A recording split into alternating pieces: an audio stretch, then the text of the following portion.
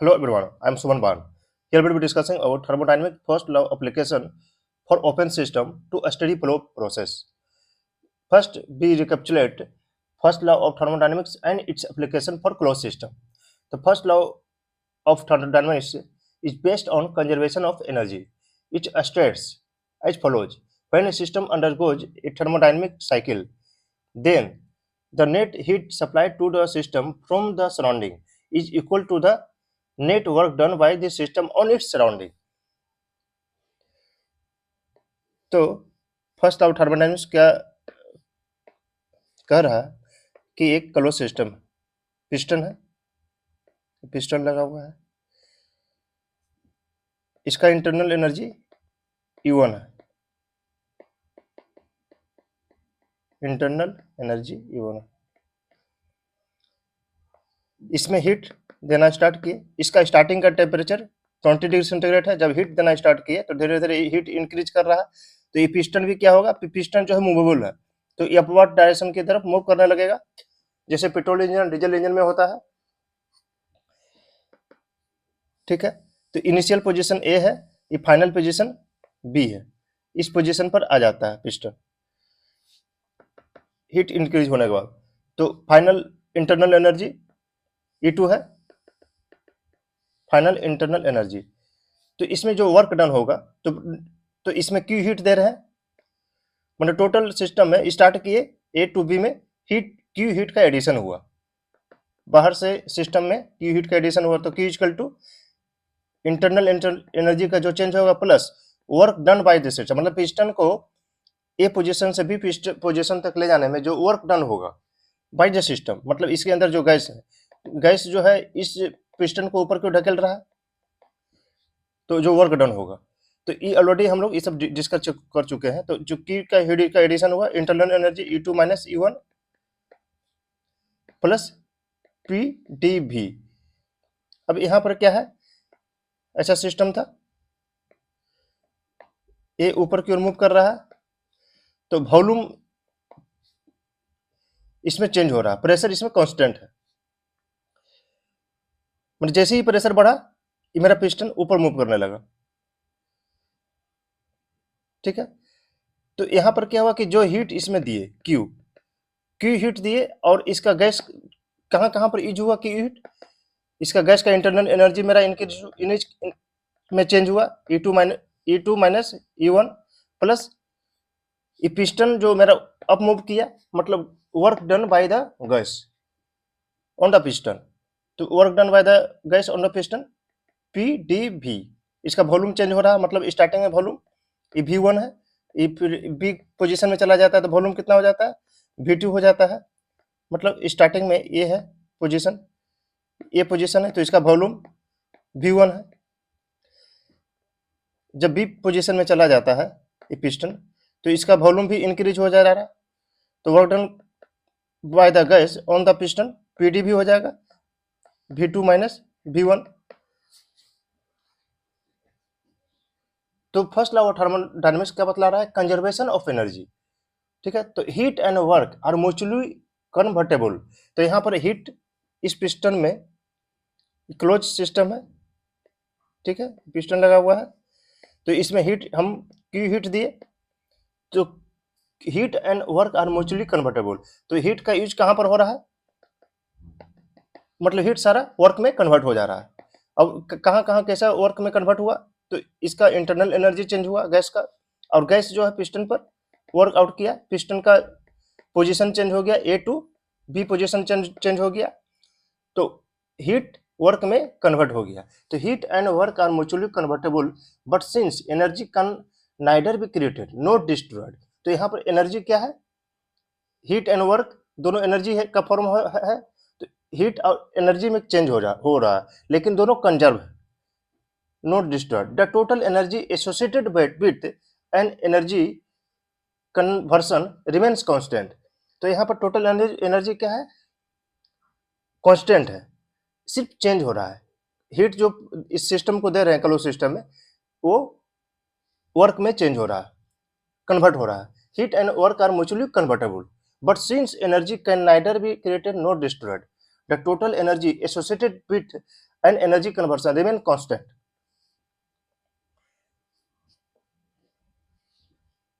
तो इसमें हम ये भी देखे थे,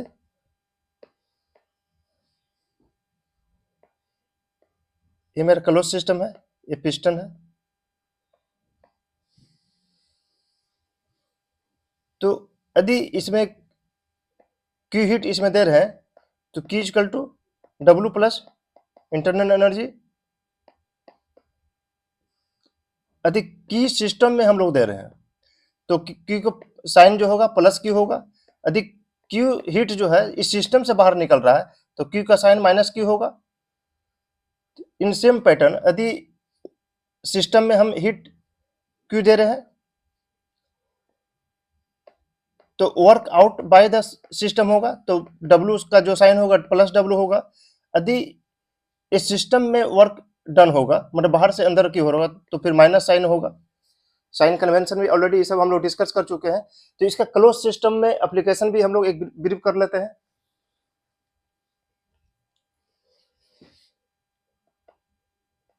constant volume process, constant volume process मतलब ये क्लोज सिस्टम है, ये पिस्टन लगा हुआ है, तो इसका वॉल्यूम ये जो है फिक्स कर देते हैं, इसको ये मूव नहीं करेगा। इसमें हीट दे रहे हैं तो वॉल्यूम फिक्स होगा, मतलब ये गैस के द्वारा बाहर की ओर काम नहीं होगा। पीडीवी भी चेंज इन वॉल्यूम क्या है, 0 है, तो work output by the system 0 हो जाएगा। तो इस सारा जो हीट होगा इसका इंटरनल एनर्जी को चेंज करने में लग जाएगा। तो यहाँ पर जो हीट जो देंगे तो change in internal energy plus PDV, तो पीडीवी तो 0 हो गया, तो सारा E2 माइनस E1 में चेंज हो जाएगा। मतलब जो भी हम इसमें हीट दे रहे हैं इस सिस्टम का जो गैस इसमें है उसका इंटरनल एनर्जी चेंज होने में यूज हो जाएगा। कांस्टेंट वॉल्यूम को देख लिए, कांस्टेंट प्रेशर को देखते हैं। ये क्लोज सिस्टम है, प्रेशर को कांस्टेंट है, मतलब इस पिस्टन को मूव करना पड़ेगा, मतलब पिस्टन में मूव होना चाहिए तभी तो प्रेशर मूव करेगा। नहीं तो यदि पिस्टन को यदि हम यहाँ पर फिक्स कर दिया और यहाँ पर हीट दे रहे हैं तो गैस में एक्सपेंशन होगा, गैस में एक्सपेंशन होगा तो वॉल्यूम बढ़ेगा, नहीं प्रेशर बढ़ेगा। प्रेशर को कांस्टेंट रखना है, मतलब जैसे ही मेरा इसमें प्रेशर बढ़ा, गैस का एक्सपेंशन हुआ, ये पिस्टन का मूवमेंट हो जाना है, ताकि इसका प्रेशर मान लीजिए कि 20 पास्कल है, गैस का एक्सपेंशन हुआ 21 पास्कल हुआ। जैसे इंक्रीज होना स्टार्ट हुआ ये पिस्टन का मूवमेंट ऊपर की ओर हो जाना चाहिए। ठीक है, तो इसमें जो पिस्टन का मूवमेंट जो है ऊपर की ओर मूवमेंट होना चाहिए, फिक्स नहीं होना चाहिए। जैसे कांस्टेंट वॉल्यूम में क्या था, यहाँ पर हम लोग वॉल्यूम को फिक्स कर दिए, ये वॉल्यूम को हम लोग फिक्स कर दिए, लेकिन यहाँ पर कांस्टेंट प्रेशर है। कांस्टेंट प्रेशर के लिए प्रेशर को कांस्टेंट करने के लिए क्या करना है, वॉल्यूम को हमको चेंज करना पड़ेगा। तो इस कंडीशन में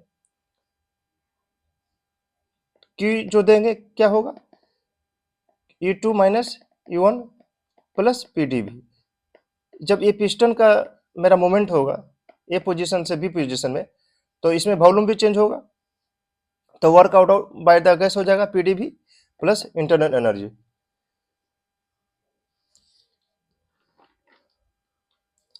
तो इसमें जो हम लोग वर्कआउट जो निकाले थे Q इक्वल टू, फिर इसका वैल्यू हम लोग निकालेंगे, तो E2 minus E1 plus PdV, तो 1 से 2 में जा रहा है PdV, E2 minus E1 plus P V2 minus V1, क्योंकि वॉल्यूम मेरा जो है स्टार्टिंग में V1 है, फिर लास्टली मेरा V2 हो जाता है। इन सेम पैटर्न हम लोग यहाँ पर constant pressure and constant volume को लोग देखें, फिर कांस्टेंट टेम्परेचर में भी हम लोग क्लोज सिस्टम, ये सारा हम लोग क्लोज सिस्टम में फर्स्ट लॉ ऑफ थर्मोडायनामिक्स को डिस्कस कर रहे हैं। टेम्परेचर को हम लोग, ये गैस है इसमें पिस्टन लगा हुआ है, इसको टेम्परेचर को ही फिक्स कर देते हैं और इसमें हीट देना हम लोग स्टार्ट कर देते हैं। तो इसमें जो वर्कआउट होगा P1 V1 log E P1 minus P1 by P2 होगा। तो इस सेम पैटर्न में हम लोग एडियाबेटिक प्रोसेस में भी हम लोग देखे थे। ठीक है, तो अब हम लोग इसको भी छोड़ते हैं, ये सब ऑलरेडी हम लोग पहले डिस्कस कर चुके हैं। अब ओपन सिस्टम में क्या होता है, अब थर्मल पावर प्लांट में देते हैं। थर्मल पावर प्लांट में क्या होता है, बॉयलर होता है। ठीक है, बॉयलर में ट्यूब होता है, इसमें हम लोग फ्यूल को इंजेक्ट करते हैं, इसमें आग लगता है, ये ट्यूब सब रहता है, ट्यूब में पानी रहता है। ठीक है, जिसे आग लगा, इसमें पानी वाटर हीट हुआ, स्टीम में कन्वर्ट हुआ, और फिर ऊपर में हेडर सब रहता है, ये हेडर से फिर ये टरबाइन में चला जाता है। तो इसमें क्या है, ओपन सिस्टम है, वाटर आ रहा है और स्टीम जा रहा है। तो इस सिस्टम में क्या करना है, मतलब कैसे मेरा वर्क कैलकुलेशन होगा, हीट का ट्रांसफर कैसे हो रहा है, उसको सारा इसमें देखना है।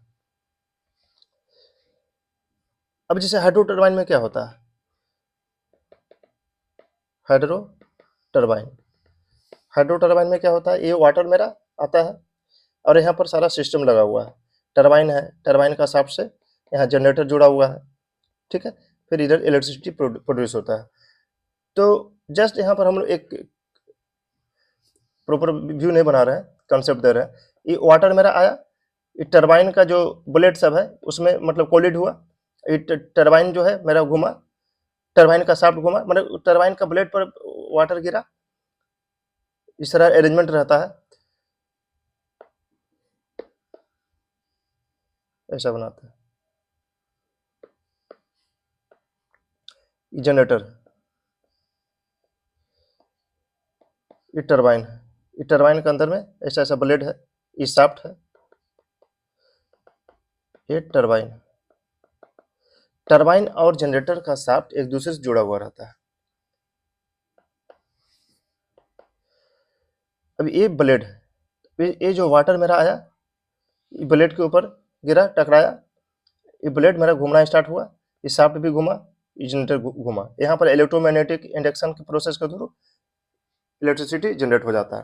तो यहाँ पर वाटर, हाइड्रो टरबाइन में क्या होता है, हाइड्रो पावर प्लांट में रोटर को घुमाने के लिए वाटर का यूज डायरेक्ट कर रहे हैं, वाटर का प्रेशर का, वाटर का एनर्जी को यहाँ पर यूज कर रहे हैं। तो यहाँ पर वाटर का एनर्जी क्या क्या हो जाएगा, पोटेंशियल एनर्जी हो जाएगा, काइनेटिक एनर्जी हो जाएगा, इसका इंटरनल एनर्जी हो जाएगा।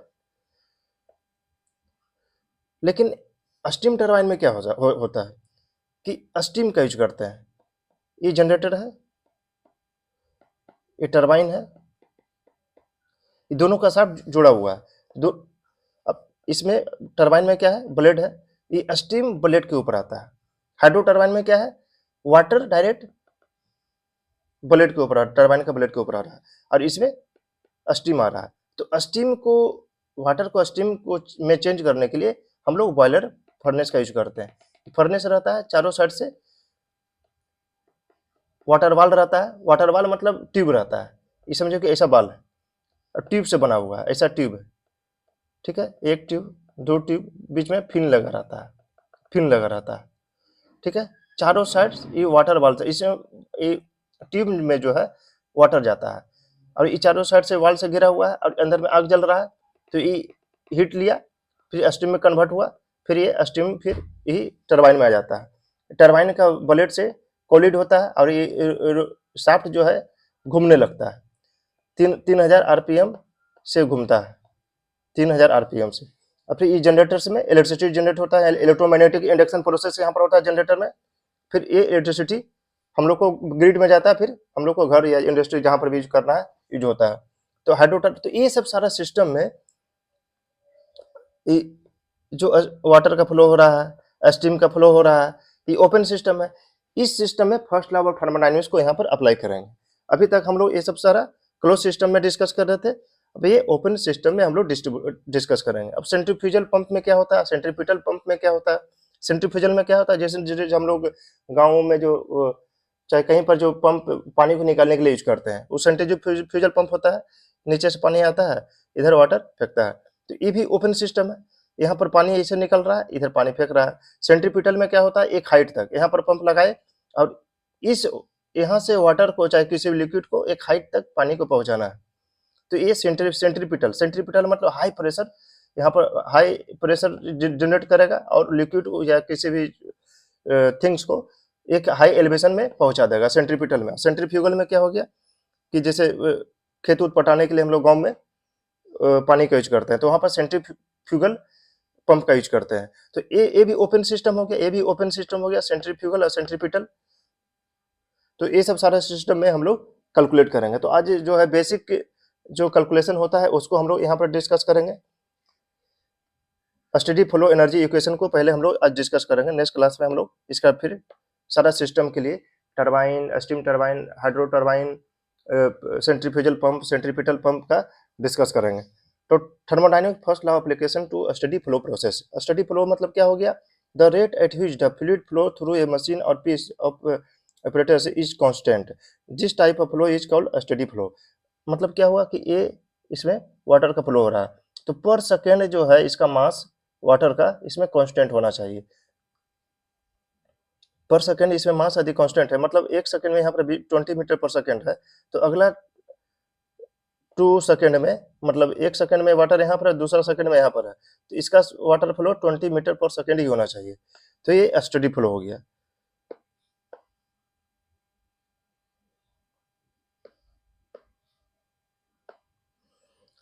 तो एजम्पशन यहाँ पर क्या करते हैं?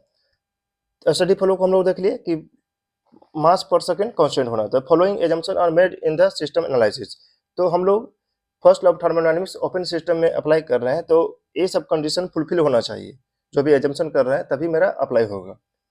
The mass flow through the system remain constant, मतलब मास फ्लो रेट मेरा कांस्टेंट होना चाहिए। मास वेरी यदि करेगा, मतलब ये ट्यूब है, ट्यूब में यहाँ पर मास 20 पर सेकंड यहाँ पर जा रहा है, और यहाँ पर कुछ अलग मास 30 मीटर पर सेकंड हो गया, यानी यहाँ पर कहीं और से वाटर यहाँ पर आ गया, तो फिर ये अप्लाई नहीं होगा।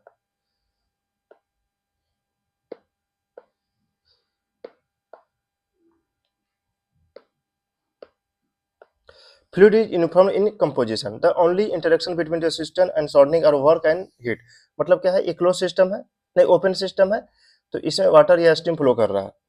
ठीक है, और इसमें हम लोग फर्स्ट ऑफ थर्मोडायनेमिक अप्लाई कर रहे हैं। तो एक तो पहले हम लोग क्राइटेरिया हो गया कि मास फ्लो रेट पर सेकंड मेरा कांस्टेंट होना चाहिए।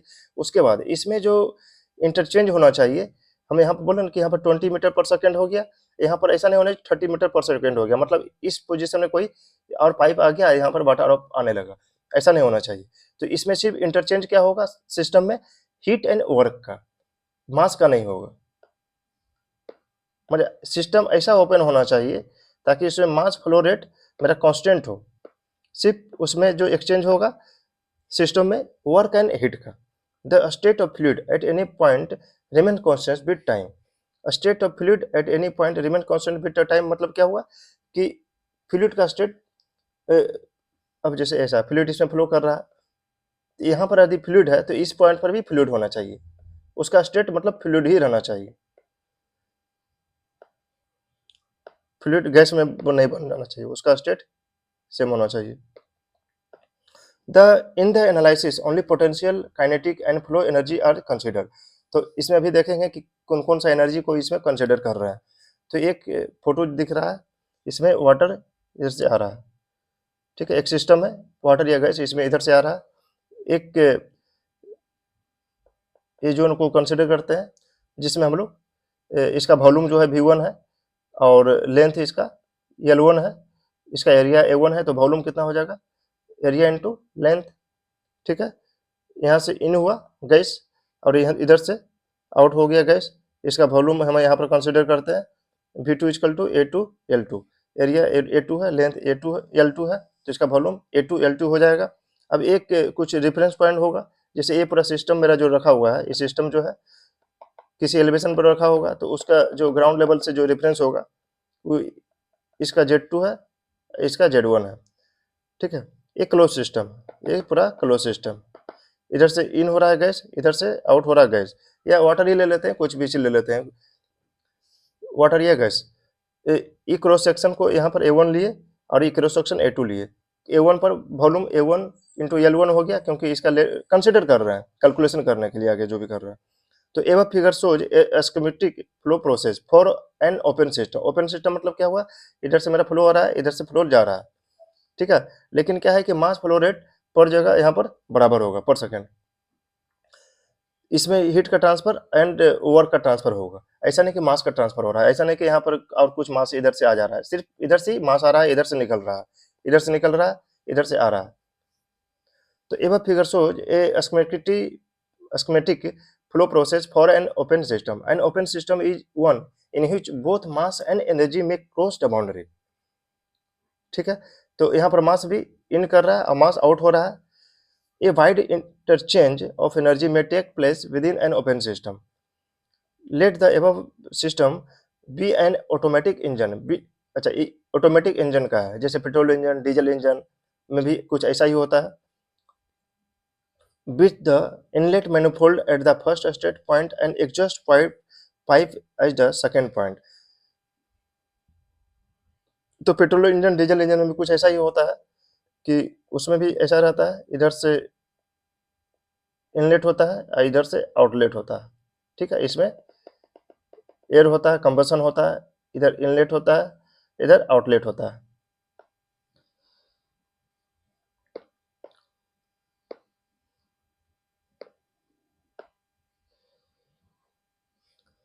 ठीक है, there would be an interchange of chemical energy in the fuel, kinetic energy of moving particle, internal energy of a gas, and heat transfer and shaft work within the system. So there is no variation of flow of mass of or energy with time across the boundary of the system. The steady flow will prevail. मतलब यहाँ पर क्या है कि मास और energy with time across the boundary of the system. The steady flow के लिए मास पर सेकंड कांस्टेंट होना चाहिए, वही बता रहा है। No variation of flow of mass. As a result the mass entering the system equals the mass leaving. तो जो यहाँ पर मास इंटर कर रहा है, सेम मास को एग्जिस्ट करना चाहिए। ठीक है, as a result the mass entering the system equal the mass leaving. Also energy entering the system equals the energy leaving. और सेम एनर्जी जो इंटर कर रहा है, सेम एनर्जी मेरा एग्जिस्ट होना चाहिए। तो पेट्रोल इंजन में भी सेम चीज होता है, डीजल इंजन में। एज ए रिजल्ट द, ठीक है, तो यहाँ पर जो the steady flow equation can be expressed as follows. अब इसका इनलेट और आउटलेट का जो स्टेडी फ्लो इक्वेशन जो अप्लाई करेंगे उसको हम लोग देखते हैं। तो यहाँ पर जो एनर्जी जो होगा, क्या क्या होगा, अब यहाँ पर देखते हैं सेक्शन 1 पर। तो ये जो गैस यहाँ पर इंटर कर रहा है उसका कुछ इंटरनल एनर्जी होगा, प्लस काइनेटिक एनर्जी होगा, प्लस पोटेंशियल एनर्जी होगा, प्लस इस जो गैस जो इधर मूव कर रहा है उसके द्वारा कुछ वर्क डन होगा, पीडीवी, पीवी, प्लस इसका कुछ, इसमें कुछ हीट आ रहा है, मतलब यहाँ पर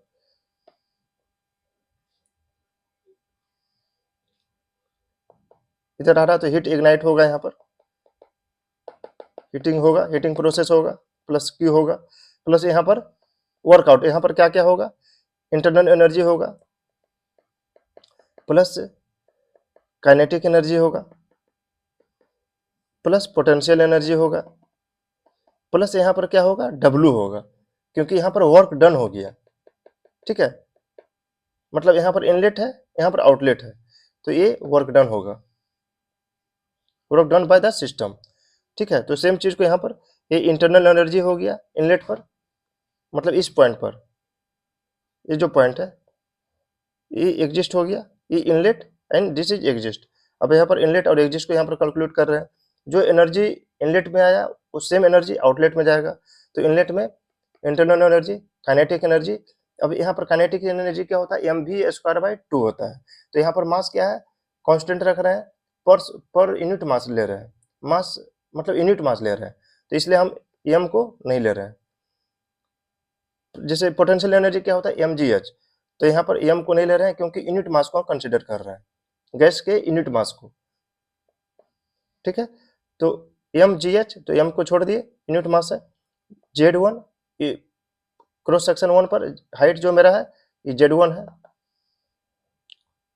plus work done by the gas pv, मतलब ये जो ए पोजीशन है, इनलेट पोजीशन, इसमें इस A1 पोजीशन में क्रॉस सेक्शन में जो गैस के द्वारा जो वर्क डन होगा pv1 होगा, क्योंकि इसका वॉल्यूम V1 है, A1 इंटू L1 वॉल्यूम, और इसका प्रेशर इस पोजीशन पर P1 है, तो work done by the gas equal to P1 V1 plus यहाँ पर Q के हीट का एडिशन हो रहा है इनलेट पर।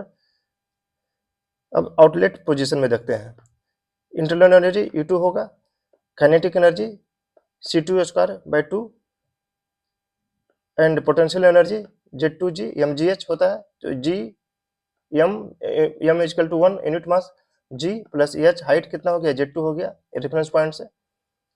अभी क्या है कि ये पूरा सिस्टम जो है, पूरा सिस्टम किसी एलिवेशन में होगा, उसका एक रेफरेंस पॉइंट से कुछ हाइट होगा, तो ये हाइट को हम लोग कैलकुलेट कर मतलब लिए हैं, कंसिडर किए हैं।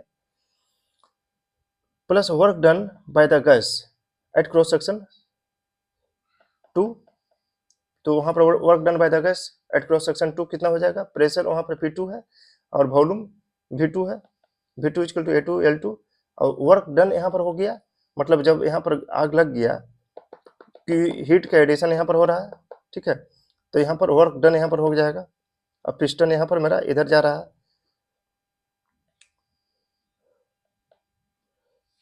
तो अब सेम चीज को अब हम लोग कैलकुलेट कर दिए। अब U1 प्लस P1 V1 को एक साथ ले लिए। अब क्या है कि internal energy plus P1 V1 इसका तो क्या होता है, एंथैल्पी होता है। एंथैल्पी क्या होता है, internal energy plus P1 V1, already हम लोग डिस्कस कर चुके हैं। तो E1 plus P1 V1 equal to enthalpy H1 यहाँ पर लिखे plus C1² plus Z2 plus Q हो गया यहाँ पर, फिर एंथैल्पी सेम चीज को यहाँ पर हम लोग लिख दिए। यहाँ पर सिर्फ डिफरेंस इनलेट आउटलेट में क्या है, इनलेट में हम लोग हीट का एडिशन, यहाँ पर हीट जनरेट हो रहा है, और आउटलेट में यहाँ पर क्या हो रहा है, फिर वर्कआउट हो, मतलब ये जो सिस्टम है ओपन सिस्टम है, ठीक है। अभी ये फर्नेस में मेरा आग लगा, ठीक है, ये वाटर मेरा आ रहा है। अब ऐसा हम लोग यहाँ पर डिस्कस करते हैं। ये बॉयलर है, ठीक है, बॉयलर में हीट का एडिशन हो रहा है प्लस की, ये ट्यूब में पानी आ रहा है, पानी का यहाँ पर एंथैल्पी H1 है। अब ये स्टीम बन के बाहर निकला, तो यहाँ पर क्या होगा, इसका एंथैल्पी H2 प्लस W हो जाएगा।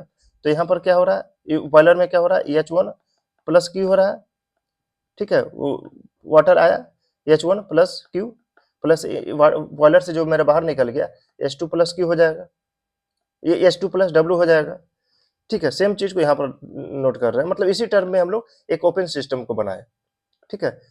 जैसे बॉयलर में क्या हो रहा है, ठीक, हाइड्रो टरबाइन में क्या होता है, चाहे टरबाइन में क्या होता है, ये स्टीम, ये टरबाइन है, ठीक है, एंथैल्पी H1 आया, ठीक है। तो इसमें टरबाइन में हीट का लॉस हुआ H1 माइनस Q, नहीं इसमें वर्क डन होगा, प्लस इसमें जो स्टीम इससे जो बाहर निकलेगा H1 माइनस Q हो जाएगा। ऐसा देखते हैं, टरबाइन है, टरबाइन में स्टीम आया जिसका एंथैल्पी H1 है। अब इससे जो स्टीम प्लस वाटर जो निकलेगा, इसका स्टीम जो इसमें यूज हो जाएगा टरबाइन में, तो H1 माइनस Q हो जाएगा, जो वर्क मेरा आउटपुट मतलब जो हीट जो था इसमें लॉस हुआ, मतलब हीट जो इसमें यूज हो गया, लॉस नहीं यूज हो गया, तो H1 माइनस W हो जाएगा, मतलब इसमें वर्क आउटपुट हो गया इसमें टरबाइन में।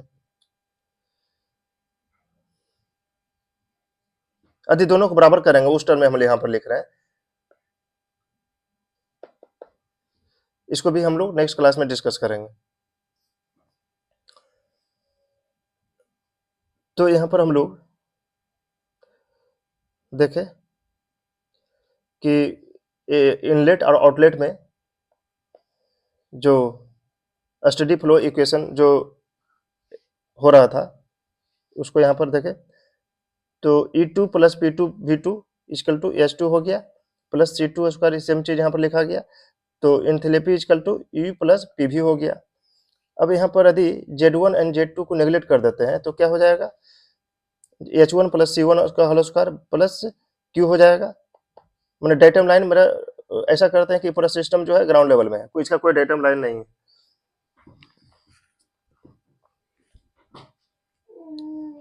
डेटम लाइन नहीं है, तो फिर क्या होगा, तो ये वाला इक्वेशन फॉलो होगा, तो यहाँ पर Q क्या था, हीट सप्लाइड, और enthalpy the boundary per kilogram of fluid, heat supplied, W equal to work done by और work coming out of the boundary per kilogram of fluid, ठीक है। C equal to velocity of fluid, H equal to height above datum, P equal to pressure of fluid, PV equal to energy required for 1 kilogram of fluid. मतलब यहाँ पर क्या था, इधर fluid आ रहा है तो 1 किलोग्राम फ्लूइड में जो एनर्जी लग रहा है इधर आने में, ठीक है, energy required for 1 kilogram of fluid, जो भी गैस या फ्लूइड उसमें है जो भी है। तो एबव इक्वेशन 1, जो इक्वेशन जो ये निकला, 1 is applicable to any medium in any steady flow. It is applicable to rotary machine such as centrifugal pump, compressor, fans pump, reciprocating machine, steam engine, boiler, turbine, ये सब कहीं पर भी applicable होगा। तो ये सारा इसका एप्लीकेशन जो है, ये इक्वेशन का, स्टडी फ्लो इक्वेशन का, हम लोग नेक्स्ट क्लास में डिटेल से देखेंगे। तो in a steady flow the rate of mass flow of fluid at any section is the same as at any other section. Consider any section of cross-sectional area is A where the fluid velocity is C. The rate of volume flow past the section is CA. अब यहाँ पर देखते हैं कि in a steady flow the rate of mass of a fluid at any section is the same as at any other section. Consider any section of cross-sectional area is A where the fluid velocity is C. तो ये cross मतलब steady flow हो रहा है। तो steady flow में क्या होता है, फ्लो पर सेकंड क्या है, मास फ्लो पर सेकंड सब जगह बराबर होगा। सेम चीज को यहाँ पर दिखा रहा है। मतलब यदि एक क्रॉस सेक्शन है, बी क्रॉस सेक्शन है, तो यहाँ पर जितना मास फ्लो पर सेकंड होगा सेम चीज यहाँ पर होगा। तो मास फ्लो रेट पर सेकंड, तो ये जो है स्पेसिफिक वॉल्यूम है। स्पेसिफिक वॉल्यूम मतलब क्या होता है, वॉल्यूम बाय मास होता है। तो ये इस क्रॉस सेक्शन पर जो वॉल्यूम होगा, ठीक है, ये स्पेसिफिक वॉल्यूम सेम सेक्शन पर ले रहा है, mass flow rate CA by V हो जाएगा। C मतलब वेलोसिटी ऑफ गैस और फ्लूइड, और E equal to area of this cross section. तो above equation is known as continuity of mass equation. तो ये equation continuity of mass equation कहलाता है। मतलब क्या है, यदि दो क्रॉस सेक्शन है, ठीक है, तो दोनों क्रॉस सेक्शन पर यदि हम निकाल रहे हैं मास पर सेकंड, तो C1 A1 by specific volume, इस क्रॉस सेक्शन पर V1, ये हो गया स्पेसिफिक वॉल्यूम, वेलोसिटी नहीं है, स्पेसिफिक वॉल्यूम। स्पेसिफिक वॉल्यूम मतलब वॉल्यूम बाई मास, मतलब इस मास का वॉल्यूम, मतलब यूनिट मास पर कितना वॉल्यूम है, मतलब यूनिट मास कितना वॉल्यूम को कैप्चर करके रखा है। तो C1 A1 by specific volume this cross section, and this cross section पर C2 A2 by V2 specific volume. तो इस तरह हम लोग आज फर्स्ट लॉ ऑफ थर्मोडायनामिक्स को ब्रीफ किए। इसका एप्लीकेशन ओपन सिस्टम में देखें। नेक्स्ट क्लास में हम लोग इसका सेम चीज को अप्लाई करेंगे बॉयलर में, टरबाइन में, हाइड्रो टरबाइन में, सेंट्रीफ्यूगल पंप में, कंडेंसर में। Thank you.